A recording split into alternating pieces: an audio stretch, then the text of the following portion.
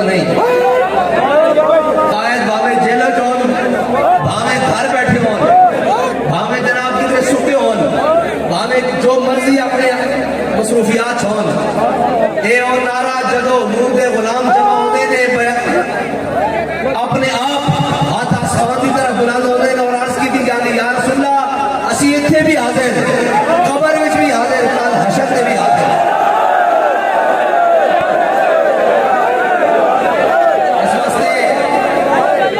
اس واسطے کہ اس نعرے نے کفر دی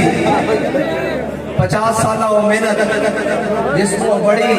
سینہ زوری دیتے مسلمانوں دیتے مسلط کر رہے سی کہ بس جی ہون گئی گل ہون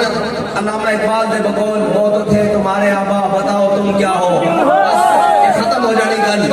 لیکن ایک مرد مجاہد ویل چیئر دے ہوتے بیٹھے ہویا جو سارے کہہ رہے سن کہ اسلام امن کا درس دیتا ہے اور جناب کسی کو کچھ نہیں کہنا چاہیے اور جناب یہ کیا بات ہوئی. ایک مرد مجاہد ویل چیئر پہ آگے آیا اس نے کہا تم کہتے ہو اسلام امن کا درس دیتا ہے اسلام امن کا درس لیکن اس وقت جب بلال کعبے کی چھت پر ہو لیکن جب تمہاری بیٹیاں غیر اٹھا کر لے کے جا رہے ہو کشمیر لٹ رہا ہو ملک میں بے حیائی اور جناب مہنگائی کے فساد برپا ہو اور جس کے منہ میں جو آئے وہ پکے جا رہا ہو اس وقت اسلام امن کا درس نہیں غیرت کا درس دیتا ہے. اس وقت اسلام غیرت کا درس دیتا ہے. اور جب وہ کل ایک نادان کے منہ سے سن رہے تھے جو نادان سجدوں میں رکوع میں نہیں سجدوں میں نہیں بلکہ لیٹا رہا ہے کفر کے آگے وہ کہہ رہا تھا یہ مصرع لکھ دیا کسی شوق نے محراب مسجد پر کہ نادان گر گئے سجدوں میں جب وقت قیام آیا. میں کہا حضور ہون تہاڈا کھڑے ہونا بھی سجدے تو بھی جب بیٹھا اسی پتہ لگیا کریں لے کے لمبے پہندے رہے ہو.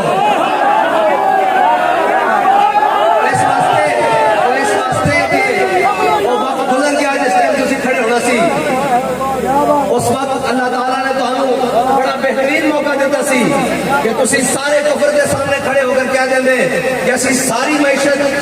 ڈب دی تے ڈب جاوے اسی غزوہ تبوک دی سنت دوبارہ زندہ کر سکتے سی کہ معیشت کی حیثیت ہے اسی اپنی جانا اپنے بچے سب کچھ حضور دے نام پہ قربان کرنے واسطے تیار ہوں.